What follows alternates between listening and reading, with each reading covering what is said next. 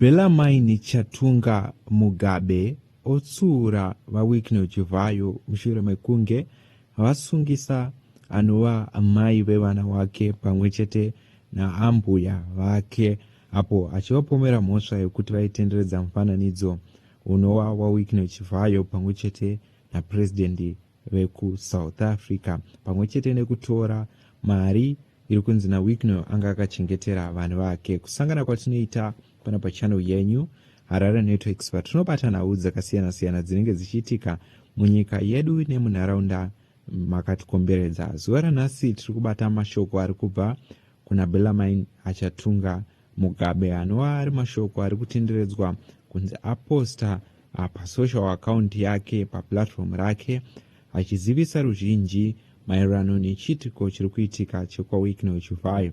Asi mumashoko ake haana kunyora zita raWicknell Chivayo, asi tsamba yake yananga kuenda kuna vaWicknell Chivayo, zvaita kuti zvasiya ruzhinji ruchiti Bellarmine Mugabe ari 100% pamashoko aataura.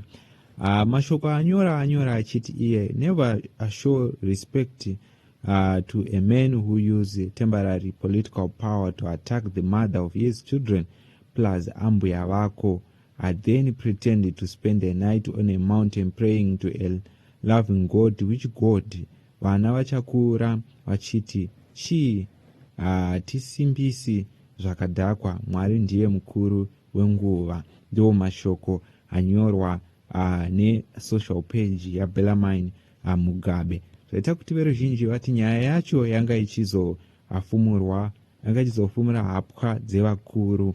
Vamwe vakatiwo Bellarmine ndosaka tichimira naye senyika gotwe redu talk sense. Vamwewo vachinyorawo mashoko akasiyana-siyana mushure mekunge chiitiko ichi chaitika.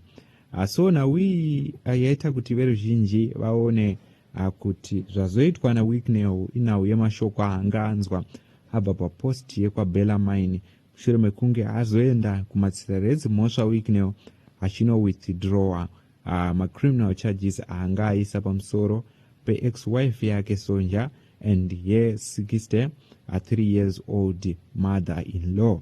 So nawi iri kutaurika, nawi ichitenderedzwa ichiziviswa mashoko aBellarmine.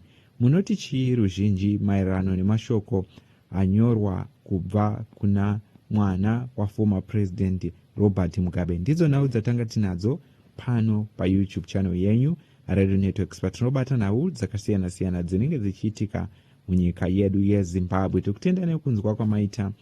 Tauraiwo muono yenyu nemutongo yenyu pamusoro pemashoko aya apiwa Wicknell Chivayo.